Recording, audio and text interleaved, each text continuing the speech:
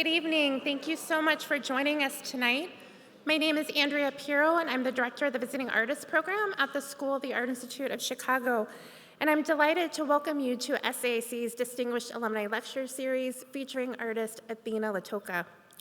The semi-annual Distinguished Alumni Lecture Series was established in 2006 in partnership with SAIC Alumni Engagement and has featured talented alumni such as Wu Sang, William Cordova, Bonnie Abadi, Jeffrey Gibson, Emil Ferris, and Sanford Biggers, among others.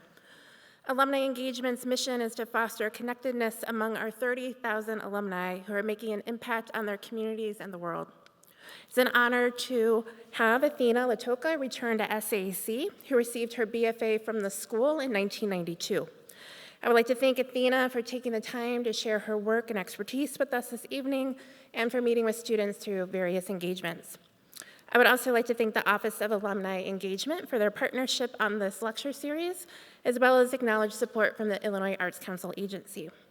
So just a couple quick notes about the program tonight before we get started. I'd like to ask you to please silence your cell phones at this time and to note that video recording of the lecture is not permitted. At the end of the presentation, we'll have time to take some questions from the audience before the program concludes by 7:30. Please raise your hand if you have a question, and we have microphones that will be circulating for your use. And if you're posing a question, we just ask if you could please keep it concise so we can get to as many questions as time allows. So thank you so much for your cooperation with those details. So introducing Athena Latoka this evening is one of her former professors, Richard Deutsch, Associate Professor Adjunct in SAIC's Department of Painting and Drawing. So please welcome Richard Deutsch. Thank you.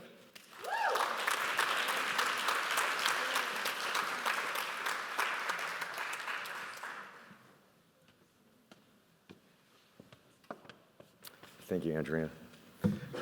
Can you hear me okay? Well, first, I'm so delighted to see colleagues and students and former students, and a TA too, to welcome Athena back to the Art Institute. So I'm delighted to introduce the extraordinary artist, Athena Latoka, who was already a remarkable artist, even as a student at SAIC in the Drawing Materials and Techniques course that I teach here, which I still teach. The pedagogical mission of the Materials and Techniques courses is, and I quote, to empower students to embrace materiality as a vehicle for meaning, end quote. Athena would be one of the first artists I would think of in relation to such a mission. Athena's work is a towering example that materials can hold profound meaning and purpose, as you can see in her, as you will see in her stunning monumental works of art, works that are vehicles for deep meditations on the relationship between the natural world and human interactions with it. Now, I happen to know that Athena does make more intimate, discrete objects, but mostly the work is monumental, environmental in nature. And hopefully we'll get a little sense of that in the slide presentation. Athena was born in Alaska and often speaks of the dual impressions that both the vast wilderness there and the industrial landscape had on her future artistic imagination. In fact, those dual attractions, seemingly at odds with each other, create a vivid tension that is present in Athena's artistic projects and go far in explaining her ability to represent experience as deep, rich, and complex. Similarly, while Athena's materials and processes include some traditional practices, like ink drawing on paper and gestural mark making, unorthodox materials such as soil and demolition sediment, and surprising mark-making tools like tire treads, bricks, and rocks also find their way into her dynamic and inspired studio practice. I have heard rumors, Athena, that you have the largest collection of discarded highway tire treads along the highway of America. Can I also, on the note of Athena's studio practice, encourage you to watch videos of Athena working. I think we have some on the website, and they are amazing objects to witness.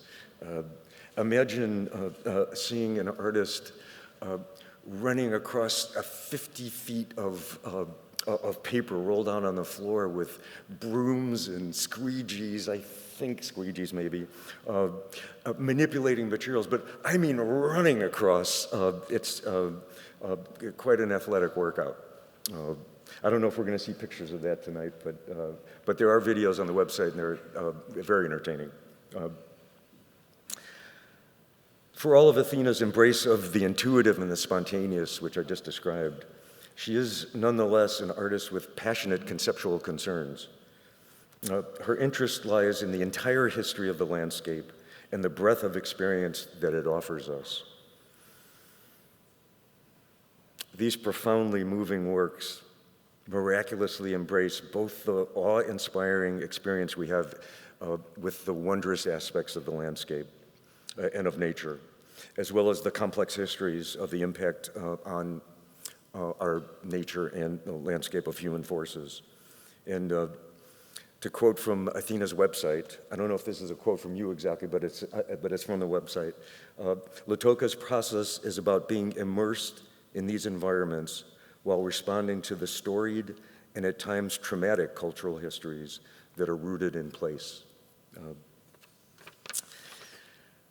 I'd like to mention, before Athena comes to the stage, just a small selection of some of her professional activities. And this is just a tiny slice.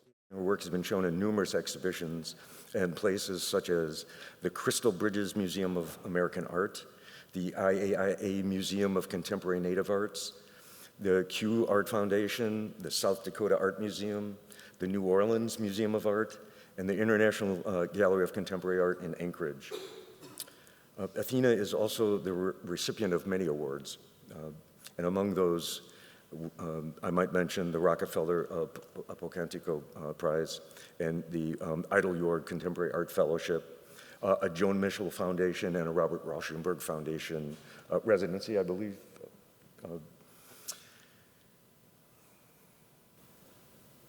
Athena's current exhibition at the Virginia Museum of Fine Arts has the poignant and poetic title, "The Past Never Sleeps." I expressed to Athena last night how lovely a title that is to me. I am moved to reflect both on how this phrase, "the past never sleeps," illuminates Athena's artistic pursuits, but also this moment of Athena's return to SAIC to deliver the Distinguished Alumni Lecture. So out of the past, much returns.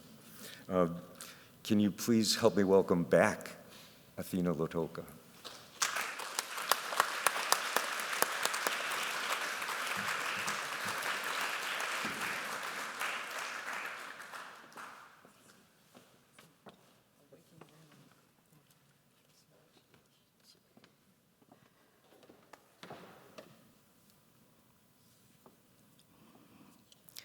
Well, thank you, Richard, and thank you, everybody, for coming tonight.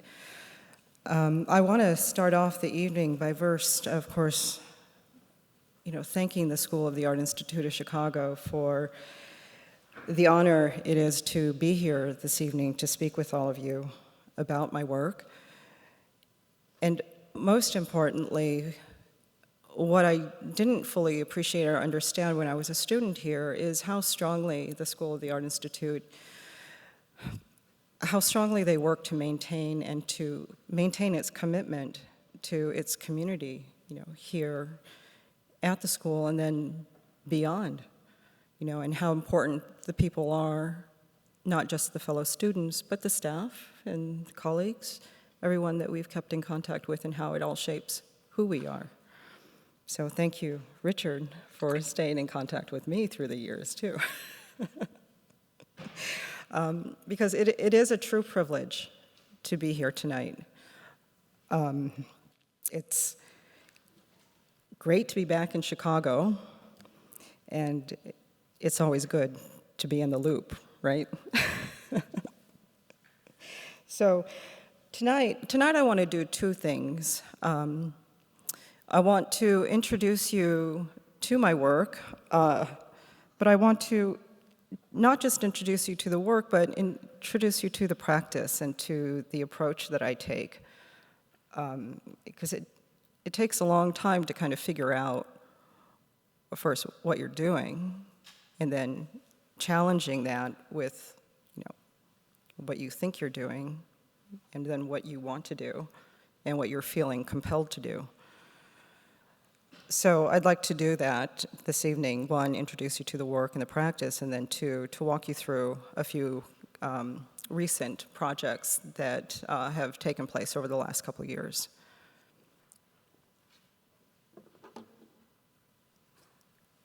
So, whoops.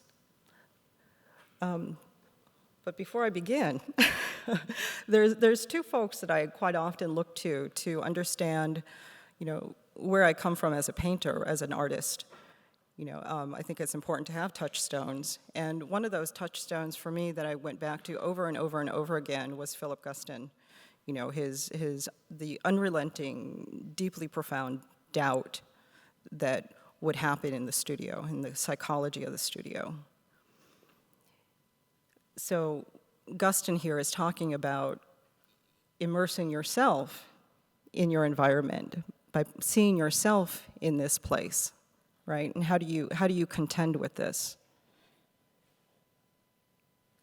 Especially this total situation, right? How complicated that can be.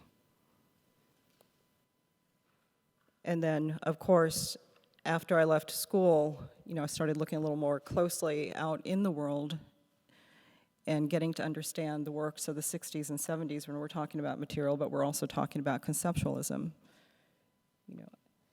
How Robert Smithson places us in a different context within that environment, right? Introducing time.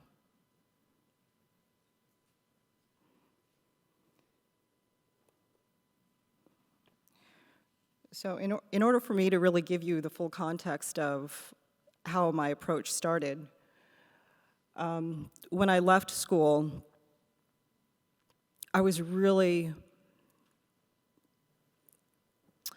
I'm going to talk about something a little bit personal for a moment, and it has to do with where we all come from. We have our artistic background, then we have the background of family, right, and our connections to family. And that's important for two reasons this evening, and one is it led me to a search for finding another way to make a mark. The material can mark itself, but then how are you introducing the material to the paper? How are you introducing the material to the paint?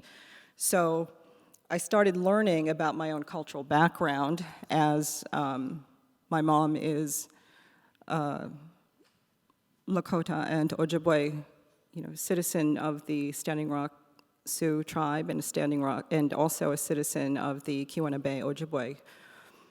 And little did I know at the time how that would influence me to look outside of my own knowledge base.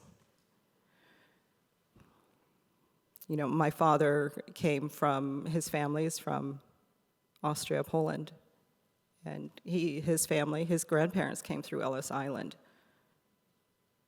I can go and I could see the names there, and it was quite remarkable to see the names listed out on the panels.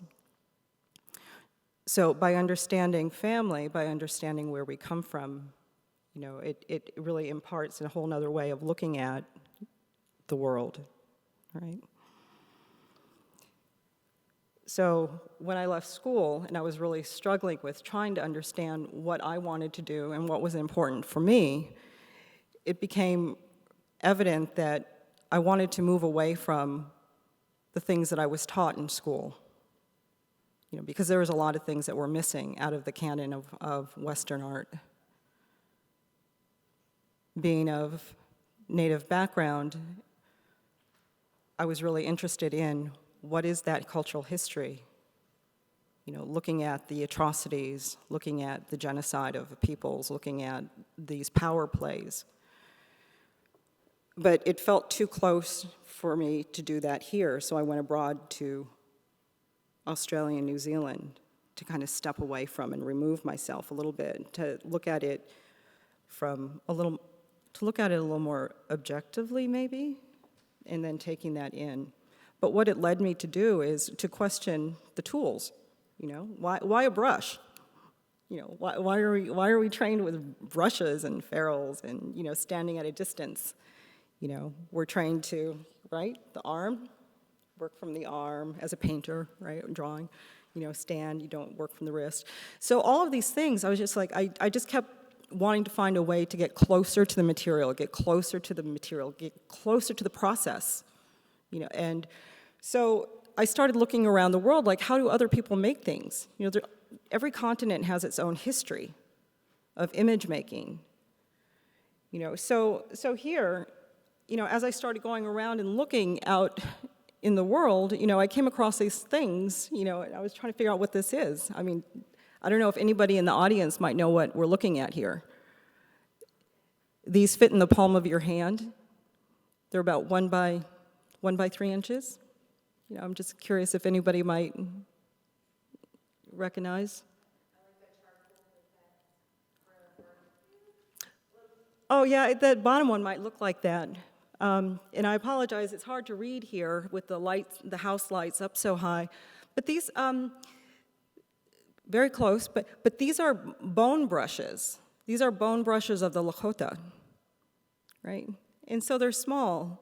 They can fit in your hand, 1 by 3 inches. And so you would load them up like a paintbrush. You would load it up with pigment. And you can see the top one is a blue pigment, the middle one is a red pigment. So it was looking at ways, how are other people making a mark? How are other people introducing and working with pigment and materials, right? So it was just like, why a brush? That's what I kept going back to, why a brush? And why the vine charcoal that you buy in a box from the store, that's, talking about commodification industry, right? The fine art industry. So I was curious about finding other ways. Here we see, this is the palette of a Hopi potter her name is Karen Abieta from Polaca, Arizona. And I ran into her at the Grand Canyon where she was giving demonstrations to visitors to the national park. And so, of course, I was very curious, like, oh my God, you paint with these? This is on the top left, or top right corner, there's a couple blades of grass. And you think about a blade of grass, drawing and painting with this. So for me, it was about looking somewhere else, right? In a very different way than, Rauschenberg talks about, I was interested in something else. I was interested in going somewhere else with my work. So in a way, I was trying to find another way to engage. Why do we learn what we learn in art school, but when we go outside of that, can we? Do we need to? Is that important? But it led me to start doing things like, this is a photograph of me on, I don't know what highway it is actually anymore, but it's down in the Southwest on my way down to a residency. And yes, Richard, I pick up tire shred alongside the roads and throw them in the back of the car. So I have a collection from New Mexico, from Tupelo, right, Elvis Presley's home, right? So I was driving, so South Carolina, New York City, upstate New York, Philadelphia, Pennsylvania, Long Island. My first was in graduate school. It was, one thing that I learned was when you're in the studio, all bets are off, anything goes, meaning it's following that impulse, and trying to get at that as directly, as immediately as possible. So with the tire shred, it started as something that was very captivating, alluring. There was some kind of interest in it. I was curious about it. So I would drive along the road quite often. And, you know, when you're driving long distances, you see all kinds of things off of, you know, on the side of the road. So I would see tire shred. And maybe it reminded me of being on the long drives back up in Alaska, or the long drives between Alaska to Michigan that we would take every 3-4 years, right? And seeing these dynamics, these events that would take place.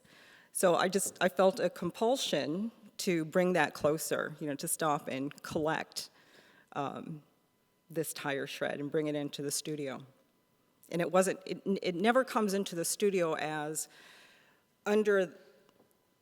with the understanding that it will become a tool. It comes in because I'm interested in it, I'm curious about it. Where does my mind go when I think about it, when I look at it, right? So you can kind of like let your mind relax and kind of zone out, and it can become other things, right?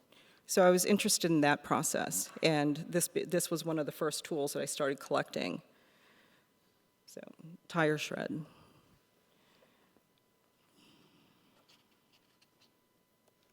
So to give you a little bit of a background, I discovered materials first, you know, the tools, you know, that I wanted to work with, challenging myself, challenging what I think I know, and any kind of ability.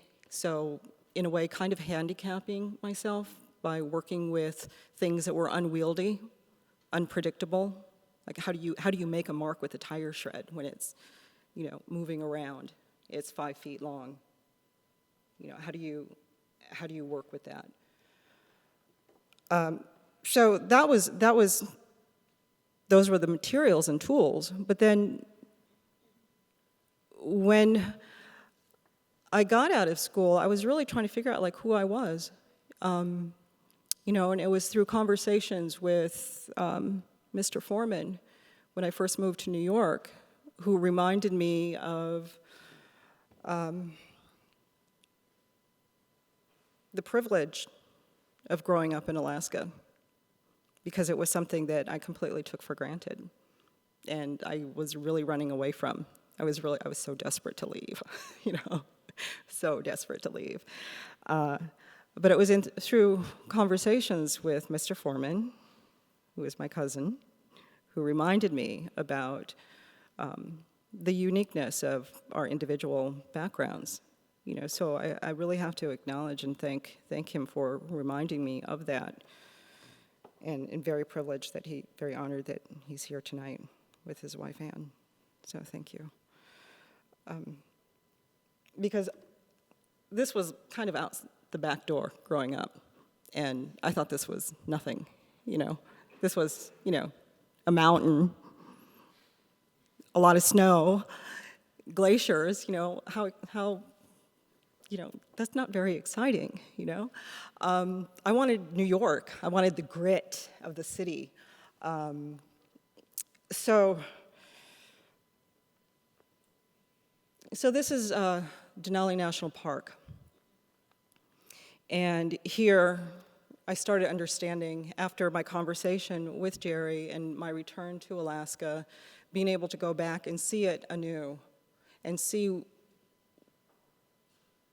It's like seeing it for the first time through the discovery of different technical approaches through methodology, and also materials. So here in the photograph, we'll see, got to stay pivoted here. So let's see if I can do this without, nope, can't do it. Okay, here we go. Here we see a valley carved by a glacier. We see the nice U shape, right? And then here we see how the water cuts into the mountainside as well. So we see nature as sculptor and shaping the world. And I became so, it was like falling in love again, you know. The glacier's up close. This is Bird Glacier, easily accessible by tourists. That's why you see down in the down at the bottom. You see a lot of tourists.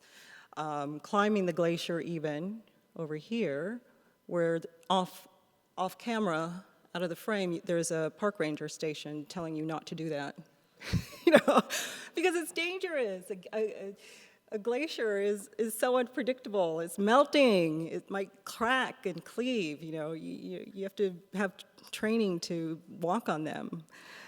So we never did this, but people love to walk on a glacier and they want that experience. But what that tells us, though, in this kind of environment, is the unpredictability of it. We walked across the river at the being emitted from the glacier, and there's this river here. But the river, by the time if you walked over the river and walked back, by the time you turned around and wanted to walk back, everything had shifted, everything had changed. Everything that helped get you across the river might no longer be available on your return. So navigating in this way has been also very influential in terms of how do you move through the work? How do you understand what the work is doing? The glacier itself, this is Exit Glacier, is part of the larger Harding ice field. It's just south of Seward. It's about 700 square miles. So it was something that it was unfathomable for me to be sitting up here on the edge of it. The mark making, the trails, how it's pulling that sediment along, pulling and moving it. So events like this became very important to me. And then when you're up close, if it's not a windy day and you're sitting at the edge of the glacier, you can hear it creaking, you can hear it moving. I've never had that privilege. It's always been windy when I've gone up there. So that's a little bit about the background and where I come from and what's been influencing the work. So further to that is when you trying to figure out where you come from artistically as well, not just Guston and Smithson, but there's other folks out there, but to actually go out and view the work that we've seen in the books, to stand in front of it. We're very grateful, or we're very privileged to have the museum here to go and look at the artwork, but how do you go look at work like this? Who can get out to places like this to see Smithson's Spiral Jetty, and to walk amongst it? How important place is, the environment, which leads me to Judd, and the complex down in Marfa, and how do we understand these large concrete works in the field, in the raw in situ. Right.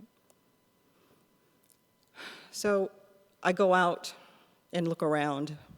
This is me in the field and on the La Bajada clay bed and outside of Santa Fe. So I started realizing that the scale of the work was growing, but also was this interest in the material. I remember even in undergrad, I think I was in Roxy Tremonto's painting studio class, and I kept wanting to put stuff in there. The paint, and I remember distinctly thinking, paint is not enough. The paint itself is not enough. I wanted to do something more with it. So it was like throwing sawdust, everything in it. But so I started collecting material from the site. So in, I think it was 2017, I was invited by the chief curator down in Santa Fe to put on a solo exhibition. So, I was very grateful for the invitation, but also talked with her about not having been to the desert, not knowing desert, that I really needed to come down there to feel that, so that I could make something custom for them, special for them, for their galleries.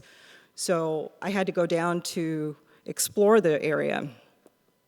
So these are photographs taken of the various sites that I visited while I was down in New Mexico outside of Santa Fe, looking at these kind of alluvial, the rain as it would cut into some of the clay beds, the earth beds. looking at the texture, looking at the power and the force of some of these rain, like monsoons that would flood these canyons. And this rock is larger than us. And it was flushing these rocks through these canyons. The rain was so strong and so powerful. So what is that like? How do you contend with this? How do you identify with this? Something bigger than yourself. The environment, and then getting back into the studio. And the studio at the time, you can see some tire shred up here, holding the paper down. It's also a nice paperweight and mark maker. But the space that I was working in was only about 20 feet long. This piece is 32 by a little over 8, close to 9 feet. Bringing back the raw material, bringing back some of the clay and grinding it down in the studio to get a sense for how it feels, how it breaks down, grinding it. This is the final work installed at the Museum of Contemporary Native Arts down in Santa Fe. So I wanted it to kind of break out the wall so it was wall-to-wall, floor-to-ceiling. So just kind of eliminate that back wall when you entered the gallery.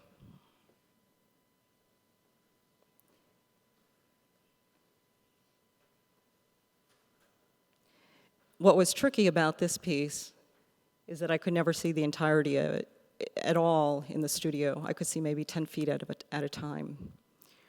So I had to devise different plans and approaches to collage photographs together to see where I was, to kind of map out my progress.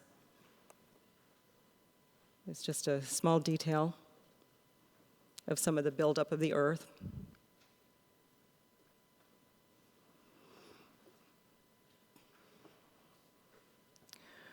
So after Santa Fe, I was invited by Crystal Bridges to participate in another group exhibition. Well, this time it was a group exhibition. And the curator at this time had already spoken with the curator over in Santa Fe, and they had come to know that what I'm interested in is this immersion into the environment, the surrounding environment of the institution. So they already knew in advance of my accepting the invitation that I would want to come down to Bentonville, Arkansas. And again, I've never experienced the Ozark Mountains. I didn't know what that was, and seen photographs of it. There's cave dwellings, there's rock shelters, bluff shelters. So there's a lot going on in the bluffs in those Ozark Mountains. So I was really curious about that and how humans have interacted and engaged with that over time, over thousands of years. So when I went down there, what's interesting, and it's so fascinating how you come to the work, because quite often I have to work with folks, or what I've come to do is have conversations with people before I even get there. So I can have some kind of a plan, some strategy, because you're just dropped down in the middle of this environment, and how do you understand it? How do you get to know it? So the curator at Crystal Bridges, she introduced me to a member of the community who's an elder, a Cherokee elder. And after the introduction, I sat down with him for like an hour and a half to try to explain my work to him, what I was looking for, because I didn't quite know yet, but it was something to do with the mountains or the hills, human interaction. I don't quite, it was very vague. But then through conversation with him, he said, okay, I got it. I know exactly where I can take you. And he took me to what we're looking at here is the Pea Ridge National Military Park. Up until then, I only knew about national parks. I didn't know there were military parks where battlefields were being preserved. And then I'm like, okay, of course, Gettysburg, Gettysburg. But Pea Ridge National Military Park, it is the one of the westernmost battles of the Civil War. So I'm going, okay, the mountains, the hills that I'm interested in are also overlaid with this history of the Civil War. But prior to that, that was in 1860s, right? Prior to that, in the 1830s, does anyone remember what happened in the 1830s in America? The Trail of Tears, the forced relocation of, I wish, and forgive me for not knowing exactly how many people. It was a forced relocation of Native peoples down in the southeast quadrant of the United States. So the Trail of Tears passed through this area, and to stand in place and to understand, and to get that, to try to understand what that is, what that means. Again, I think you can't get this from the books, you can't get this from movies, you can't get this from research on the web, or you have to, it's the direct contact, being able to put yourself in that place and to understand what other people have gone through and endured, and what is then also, I think there's something about how place becomes transformed, or how we identify and connect with place through these various overlays of history. So when I started learning more about this site, it was very humbling, and it felt very emotional. Having a week out on the bluffs. This is an image of the bluffs here with the Lysagon bands, and learning a little bit about geology along the way, because I wanted to understand what are these things that I'm working on. At the time, this is how, by putting boots on the ground and getting into place, how there's the unexpected. So this national park, they do prescribed burning every year. And so I had come after, it was in the spring, and they had just finished a prescribed burn. So what you're seeing here, they lit the whole thing up. That whole tree, felled the tree, and you see here, we can all see it, right? Here, this was a felled tree. Here's where it came from. The felled tree, and just burnt to ashes. And the fragrance was particularly strong still. It had been like several months since that burn had happened. But by walking these grounds, and so you're walking the grounds and you're thinking, okay, what am I doing here? What is this work about? I don't know what I'm doing yet. But knowing that there are certain elements that you wanted to explore. I wanted to take lead imprint off of the bluff. So I was able to do that. But while I was there, walking around the sites and getting this, I think as sentient beings, we don't always operate at full capacity, right? What are we seeing, feeling, hearing? How does it taste? How does it smell? And how that imparts certain knowledge that we may not experience. And this really brought up, for me, James Elkin's book, What is Painting? I don't know if maybe a lot of you folks in the audience have read that, but maybe not. Has anyone read that book? Has anyone read that book? Yeah. And what does he talk about when he goes back into the studio and the smell of the cadmium, right? And there's like a Proustian kind of effect, it's like, is it Pavlovian? Is it Proustian? Is it Elkins? But it's like how it churns up all very differing emotive responses. And sometimes conflicting, because I was just like, what the? Site also, there's markers. So again, this was the westernmost Civil War, right? So what we see here is, and I know I'm going to have to speed up here, but there's a date here. It's somebody's initials, couldn't make it out, and then capital S, capital E, capital P, period, 18 period, 1890. So the park rangers had never seen this before. But it was either a returning soldier from a Confederate soldier returning and memorializing his being there, or one of his relatives who had come to pay homage to where he had fallen.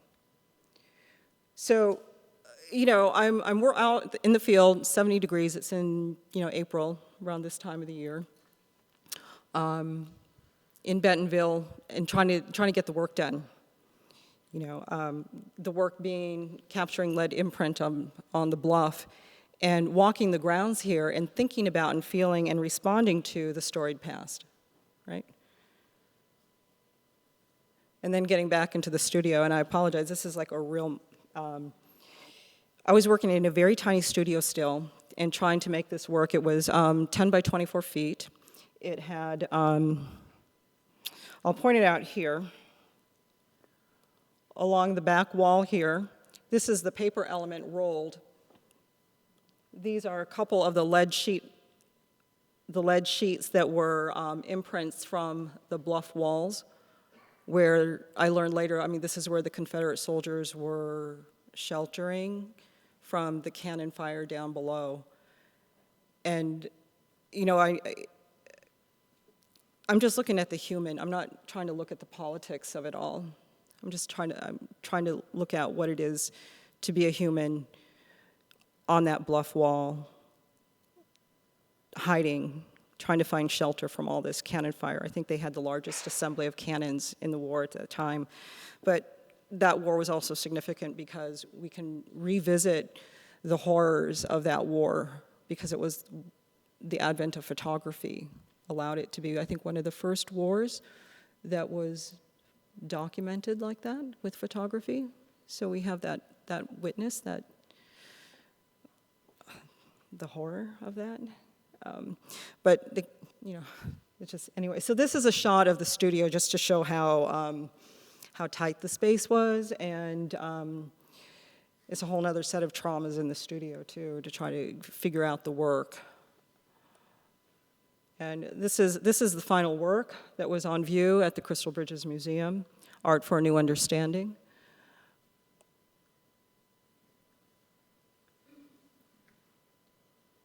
And the title, Ozark, Shelter and Place.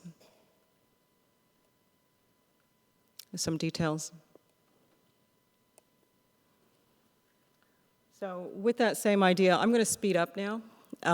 So that was just to give a more in-depth background to some of the psychologies of materials.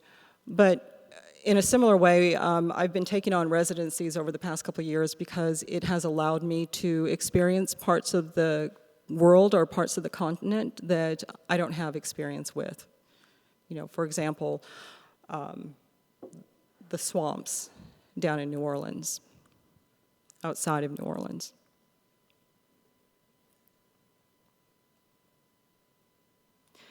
I spent hours watching the alligators in their environment, and how important that is to understand how something moves in its world, right?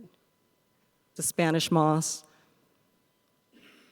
looking at the history of slavery, enslaved peoples, and how in New Orleans, the surrounding area, how a lot of folks in the tourist industry like to refer to the houses as tenant housing. You know, and the local folks are like, what? What? You know, so it's just, you know, I can't stress enough about how important it is to be in place, you know. And looking at the industry, this is a sugar mill factory. Cane burning, so again, fragrance, all of these imparting. And I was trying to make something. I was working with the New Orleans Museum of Art to make a work for one of their exhibitions. So I was trying to figure out, like, what do I do with this? You know, how do I understand? I don't know New Orleans. I don't know this. I don't know swamp. How do I figure that out? And then looking at what's going on along the Mississippi River in this area. You know, you have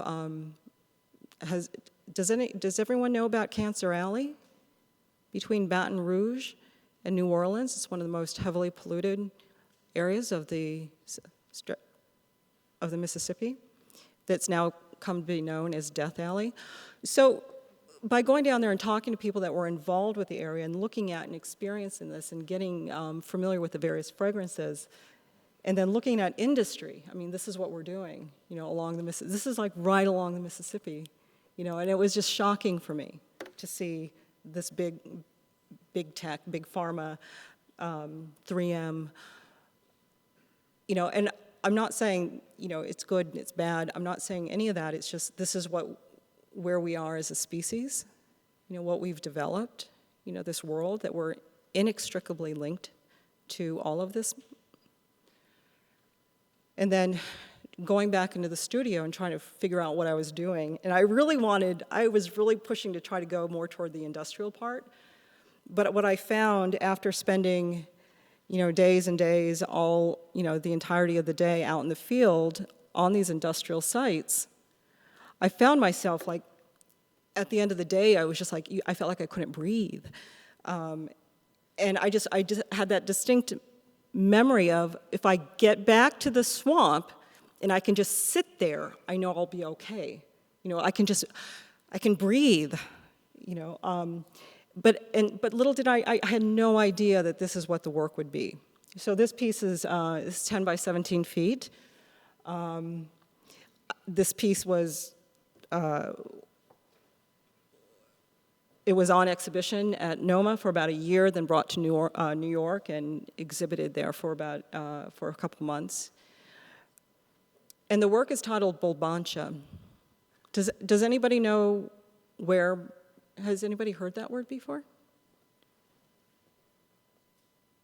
Nobody? Bulbancha is the original name for what we know as New Orleans.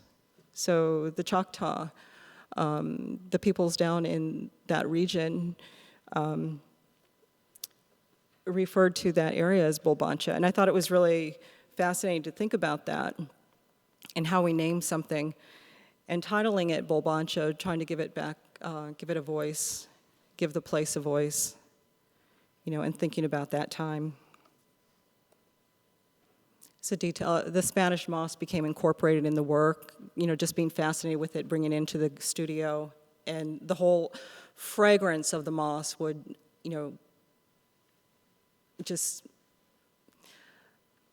it was just so pungent, so strong in the studio that you couldn't step away from it. It's like you become part of it, right? Mississippi River mud down by the mouth of the river, referred to as a part of along the river that you can access through the city of New Orleans, called the end of the world. And I thought, it's so interesting, like how we name things, but you bring this into the studio and how it imparts a certain thinking, wondering, just being curious, really.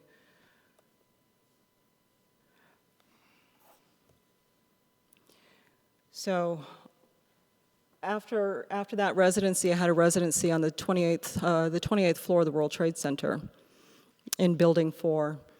And we were just a couple months into COVID at the time, and this residency started. I was like, oh my God, how do I, and every sunset, there was no air conditioning, so we were just being hit with just massive heat. This sun, it was a glass building, right? So it just got super hot in there. But the sun coming from the southwest and thinking about Western expansion, thinking about my time being in residence down in the southwest and visiting Los Alamos, right? The development of the atomic bomb, the use of the atomic bomb and energy. Whenever I would see the sunset, I couldn't help but think of nuclear detonations and bombs and, thinking about, the end of the world, and how do we find how do we come to terms with, what we're doing and the choices that we make and what we develop. But it was just so fascinating just to see that and to be in the heat of the studio, sweltering heat, and to think about this environment. So the work that was created as a result of being in the studio there was this. This is, again, the same scale, 11 by 17. And then trying to find material, some kind of a media that you could incorporate into it. Down in Lower Manhattan, there's garbage, but there's planters, but it's all imported. So they're still under construction. They were bringing in a lot of building sand for the Performing Arts Center that's now open. So I started going in and discreetly every evening when I would leave, picking up a couple handfuls here and there of building sand until you amassed enough to work with.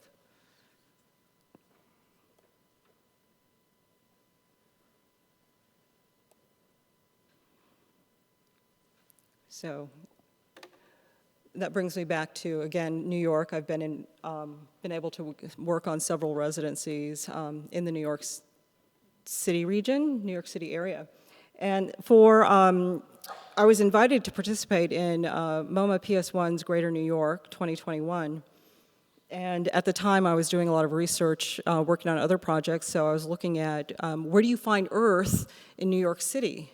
Again, I didn't want to go back to the building sand, but through a curator friend who had just started working at the Greenwood Cemetery, he said, well, Athena, if you want some dirt, we've got lots of it that we're excavating. We have to give it away.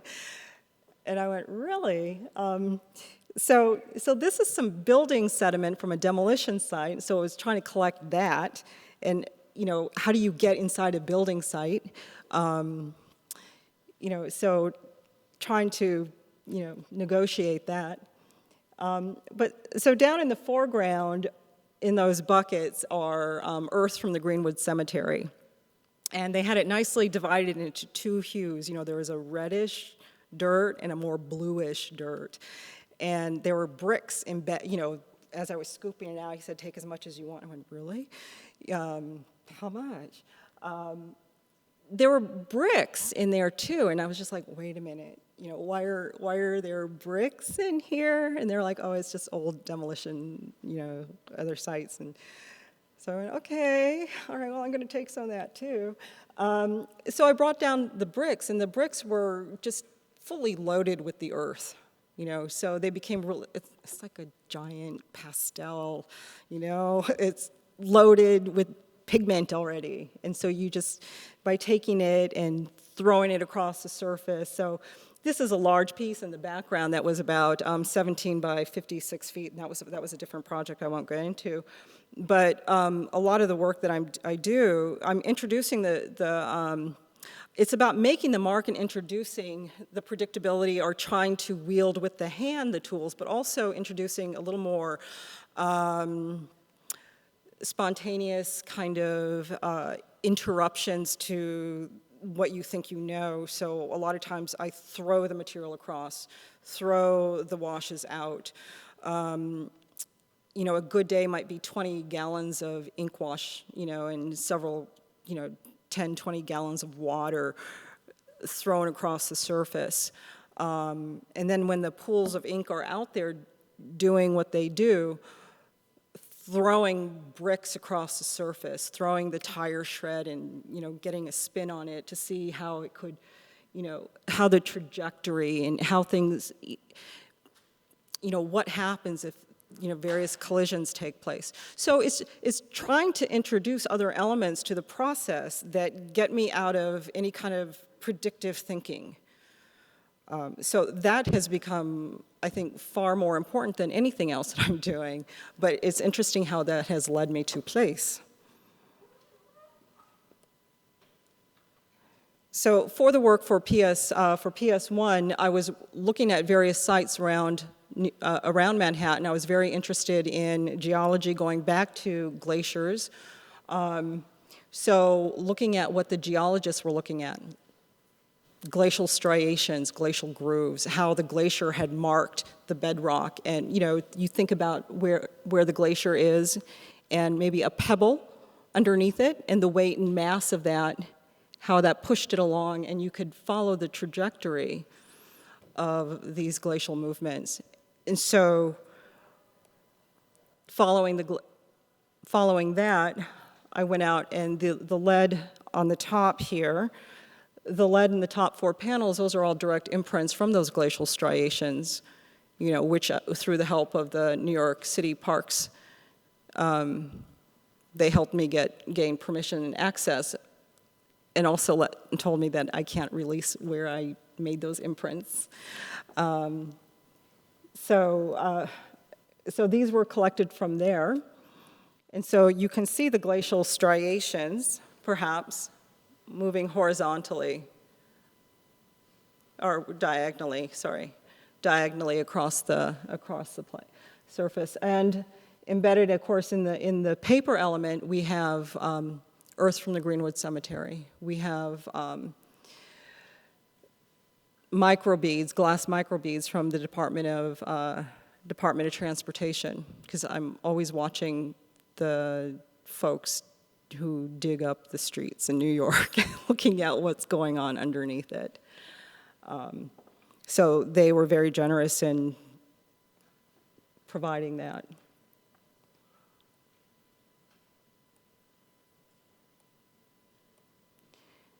And I'm going to skip through this. I apologize for,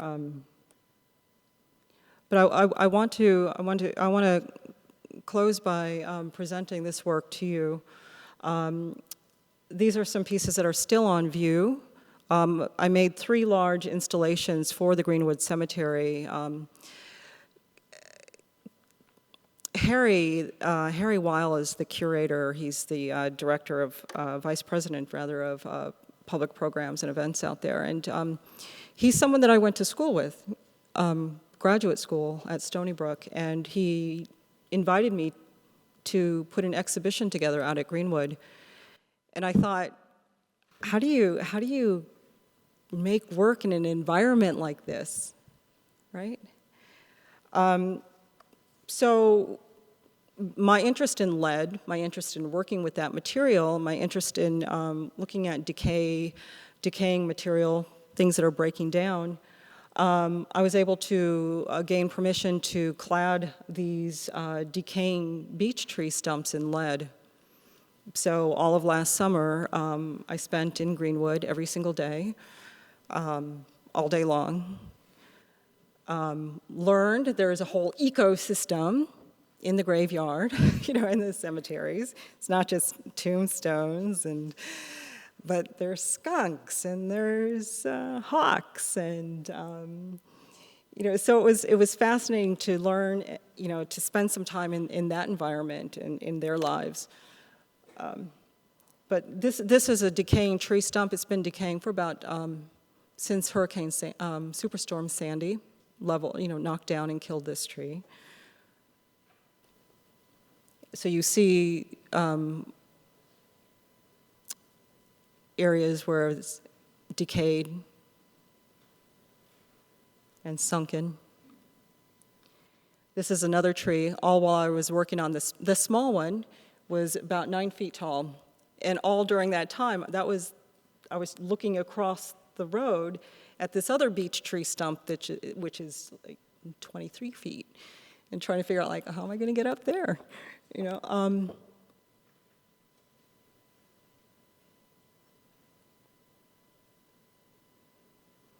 how the environment can influence the way that you see the work. Because I'm seeing things here after completing the work that I didn't see before. This is the third component of that work. You had there were 2 outdoors which are on view until the end of September this year. And then the piece that was inside the chapel, the historic chapel, it came down. We dismantled that at the end of January. So I just want to share, and we'll see if it.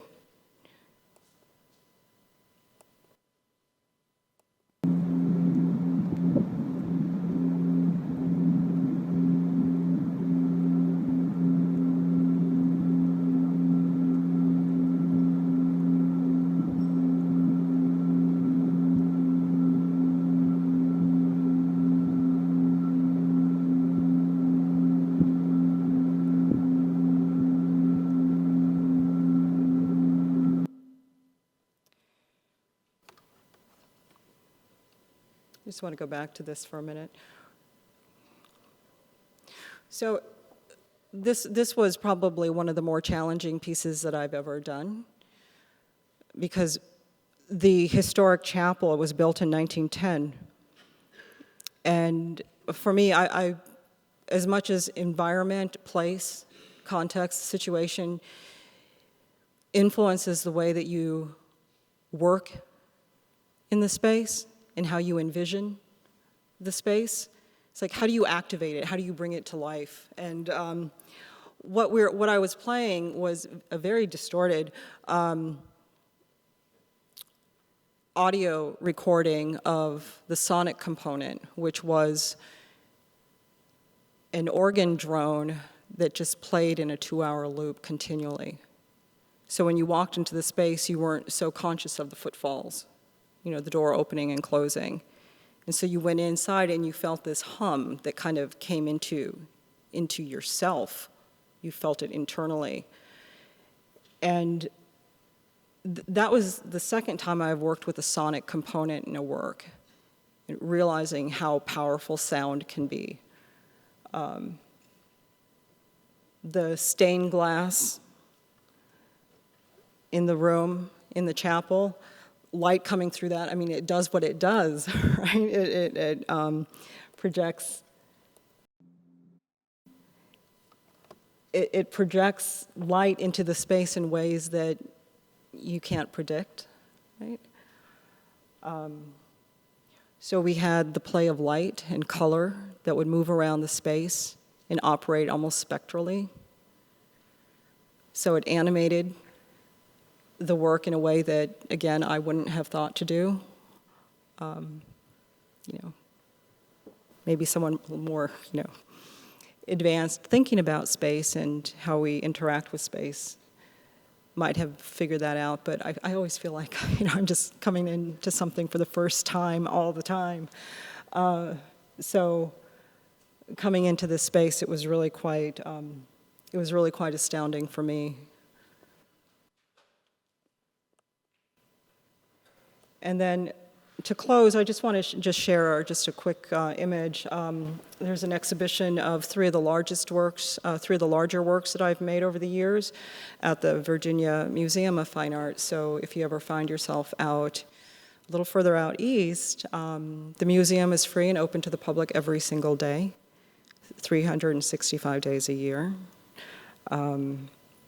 So I hope you have the opportunity to perhaps see the work in person, and thank you for your time. You've been very generous.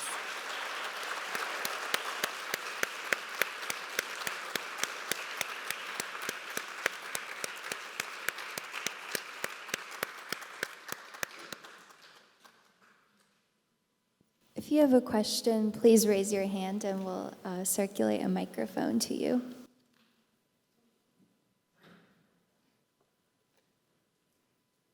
Garrett.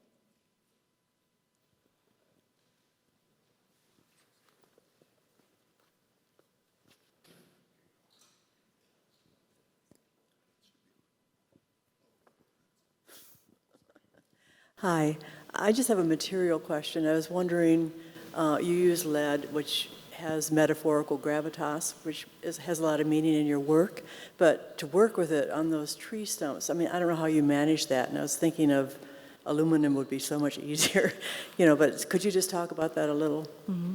Just managing the material itself. Managing, well, the sheet lead it's very soft and supple, and it is. I've been fortunate enough over the past couple of years to hire people to assemble a crew to come in and help me with the handling, because I can't lift those sheets myself. I could, but it would look very awkward, and it might be very dangerous. So I have people that help me that, there's some days when someone's just holding the sides and I'm doing all the work, right? Trying to get it into some of the undercuts and the cracks. So I've been really, really grateful to have had a team.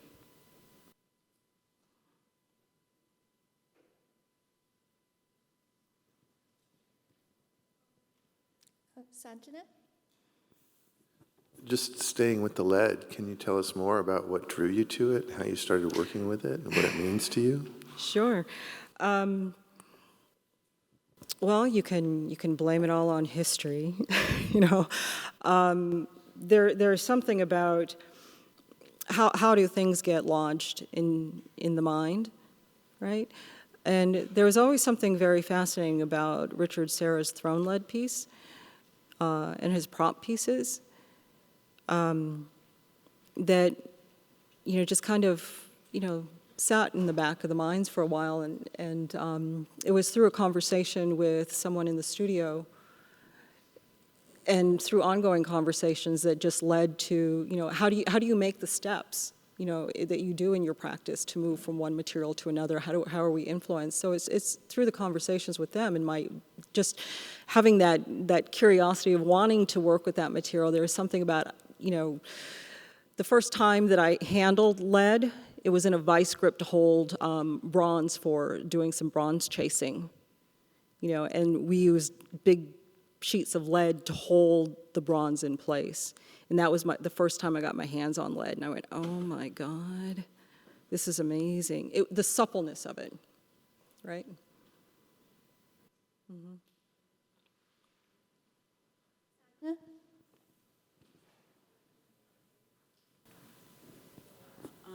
I'm curious if you have thought of exploring or interested in exploring urban or built environments in terms of landscape and history and materiality and kind of embedded in buildings, or just wondering about that.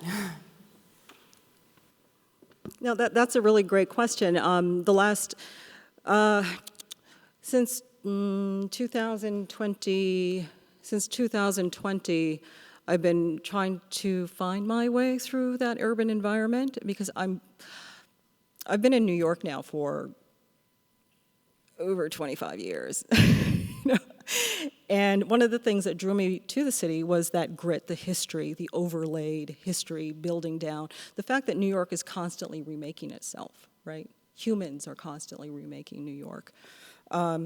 So every time I'm going around, it's horrible to have cameras on us all the time because I'm constantly documenting construction workers, watching them paint those incredibly reflective stripes on the streets, you know, and I would just watch them for hours. It's ridiculous. And record them, you know, and then talk with them. And then they give me things like the glass microbeads. So, you know, it's been something that I've been exploring for a long time, ever since I've been there, but I've not actively worked with that environment until the past couple of years. And, you know, you just try to put yourself in there and try to figure something out, and what comes out isn't always, I don't always know where I'm going, you know, but I just know where I want to be, and wanting to be there as much as I can, whatever that might mean.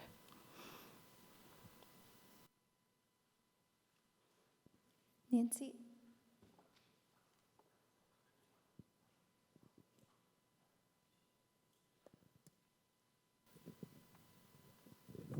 I was wondering if there's like anywhere that you had in mind is like wanting to do something from, like just for like future projects, or? Oh, I have a list. Ooh. I have a list. but I've been really, again, I feel like I've been very lucky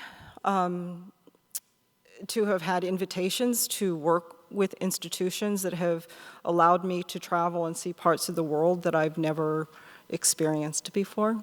But I do have a dream list of places I'd love to get to.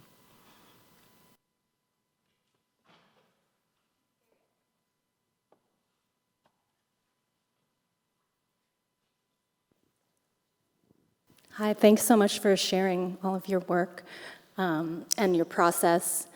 I appreciated learning about how you get started and the research and gathering the materials. I wondered if you could talk a little bit about how you know that you're completing something or getting to a point where you are going to stop with a project and are ready to let it go?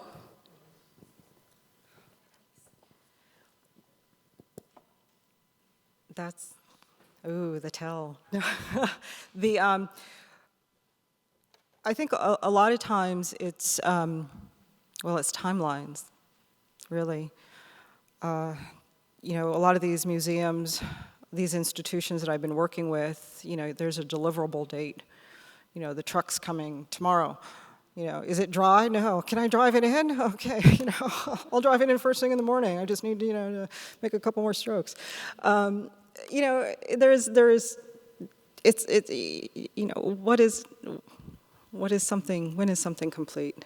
You know, those are, you know, sometimes we know when we've overworked it, you know, but those are always hard questions to try to gauge. But I guess I've been also lucky that I've had some timelines to kind of help push work out the door.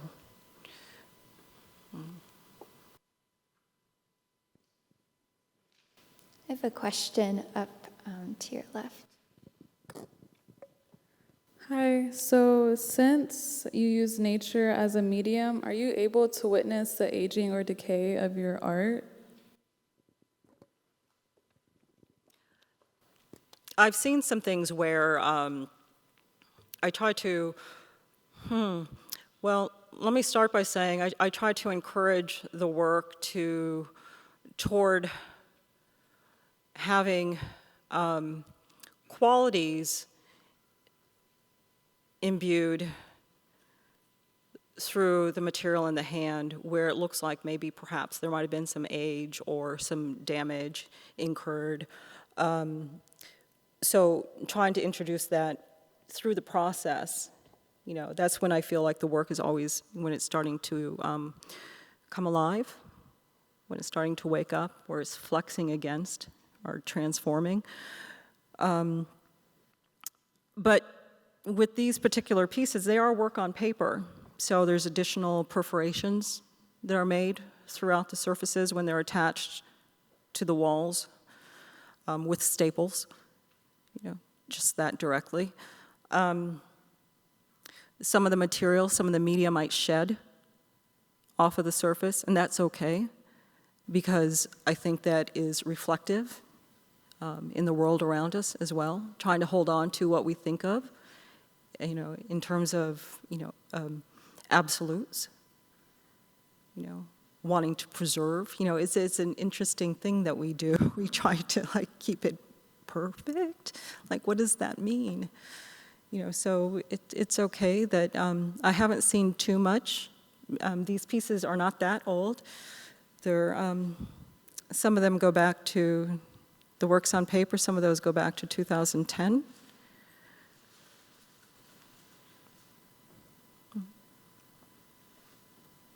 Thank you. We have time for a few more questions.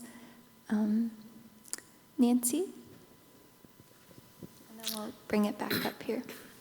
You mentioned like trying to allow the intuitive parts of your practice to come through as often as possible. How much of a plan do you usually have for your works? Do you work like from sketches, or do you just kind of get in there and allow whatever happens kind of happen? I love that question, because when I first started, it's like, oh my God, what do you learn when you start drawing, you know, and you start painting, right? What do they teach you?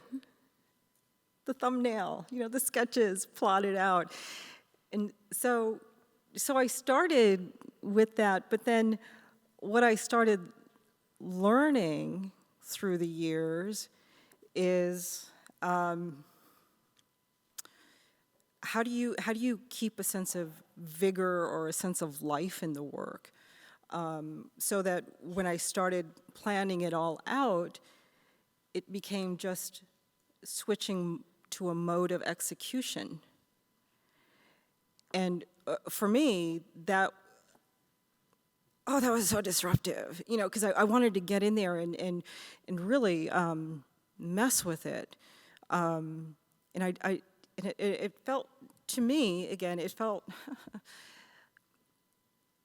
it felt like it killed the spirit of the adventure of, trying to figure things out along the way and show the traces of that. Very much like, we were walking through the galleries yesterday and we were having a conversation about Matisse and how Matisse would move and situate and think his, I often thought about him, Matisse's painting and drawing as, evidence of the thinking, direct thinking right there on the page. It's right there, you can read it.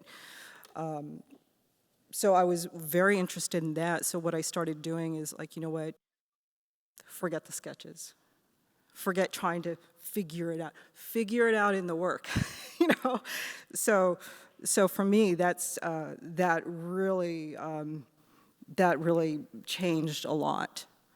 And occasionally I would go to something on the side. It was like, what the hell was that? I don't know. Shit, and then, oh, I'm sorry.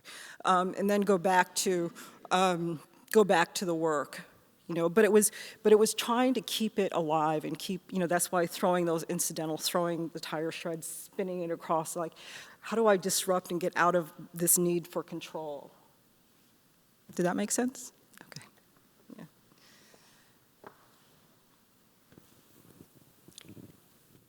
Hello. Thank you, Athena. Always very inspiring.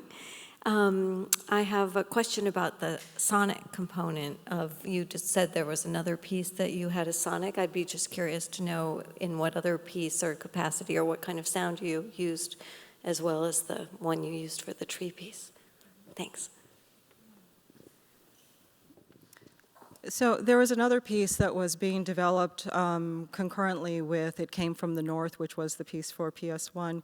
And it was for a solo presentation, a solo exhibition at the Brick House, in downtown Brooklyn. And there was a sonic component that was made for that. So it was, whenever I go out, I'm always collecting. I collect sound already. I collect video, I collect still images, but I've never done that much with it. They sit as, part of. Research notes and documentation that are revisited. So it came from the when I was doing In the Wake of down in Brooklyn, I was collecting. I was very again fortunate and lucky to work with Brick because they have a whole media department, where I was able to work with folks or find access to people to basically go into a sound studio and work with an engineer to build a 8.1 sound component for that piece. And it was going out with a sound recorder and collecting sounds around the city. Oh my God, the sound of a scoop in a ditch under the streets of the city. What does that sound like? And recording them. The shovels, the scoops and shovels when they're out in the construction yard and the demo sites, hearing the grind of the saws. So it was collecting all this type of construction sound, and also collecting something, as simple and direct as city rain. How the rain sounds different in an urban environment. And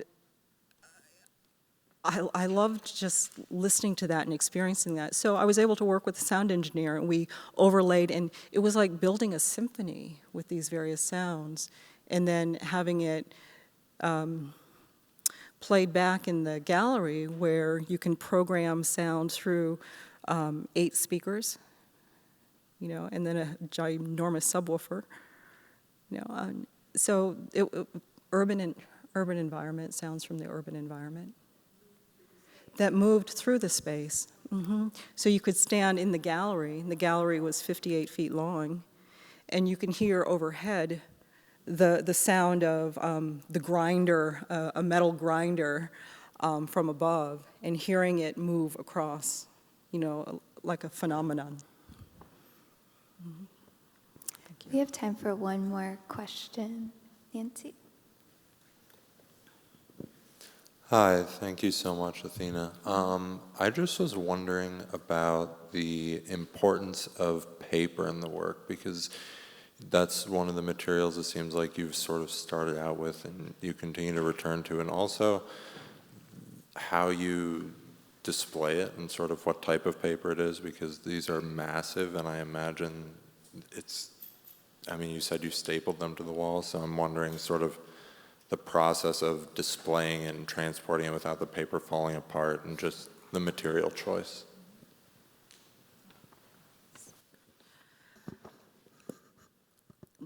That's a funny question. Not funny. I actually moved to. I started as a painter. I mean, I love paint, and I was working in a studio space at the time, you know, and it was a shared studio space. There was 30 of us in one space, and there were rules, and my practice, oh my God, when I would paint, you know, when you have I painted on wooden panels. I loved wood panels, and then shellac coated paint would just slide, and I just loved that movement. But when you put a strainer on the back side of that, and you're working on the floor, and you're throwing things on it, and introducing things like concrete bricks and rocks and tire shred to it, there's really loud noises. I mean, this is nothing, but I started becoming very self-conscious of the amount of sound that was being emitted from my studio, to the point where I couldn't do anything until like midnight, or until I checked the sign-out sheet and saw that everybody was gone, and then I thought, I feel comfortable to just, you know, just whatever I needed to do, and however I needed to do it, because people thought I was, you know, are you upset? What's going on? You know, what's happening in your studio? Are you okay? You know, and I would get these questions, and I'd be like, I'm okay. I'm enjoying. You know, like I'm in a good place. Why is that such a terrible? You know, so I became very self-conscious of it. So I thought, oh my gosh, you know, maybe I need to work more quietly. You know, so I thought, okay, and maybe you appreciate this. And I went, you know, I haven't done ink wash in a long time, so it's been a long time. So maybe I'll go to ink wash for a while and do some really quiet work on rice paper, you know, and that'll, you know, be really. But that lasted for maybe. It lasted a couple years, but in the process of doing it, while the rice paper I started gluing it together because the paper was not big enough. So I started gluing it together. But also, what happens when you get rice paper wet, like super saturated? When it's super saturated, you pick it up, what happens? You leave half of it on the floor, right? So I was like, oh my God. But I found, sorry, it's such a long story. It's not really.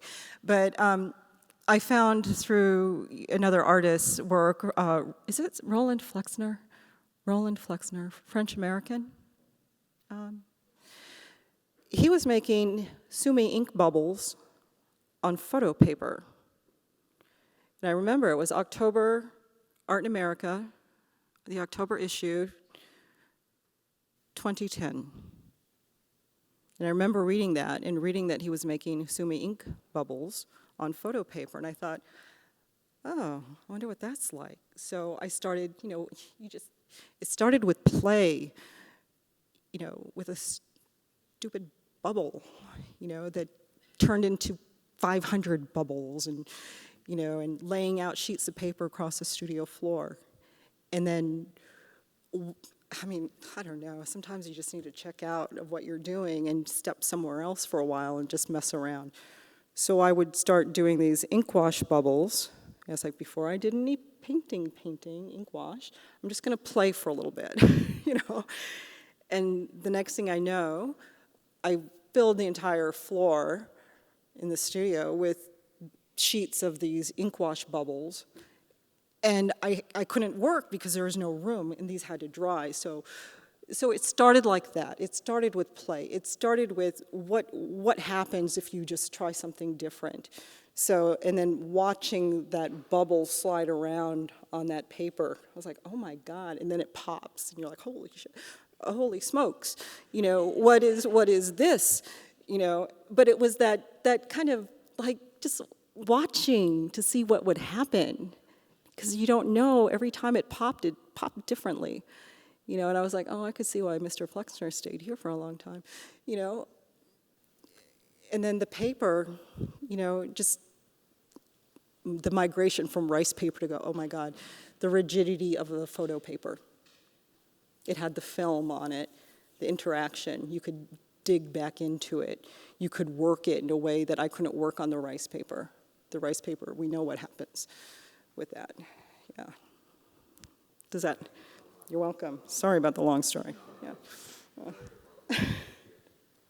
Athena, thank you for a wonderful talk. Thank you. Thank you, Richard. Thank you, Anna.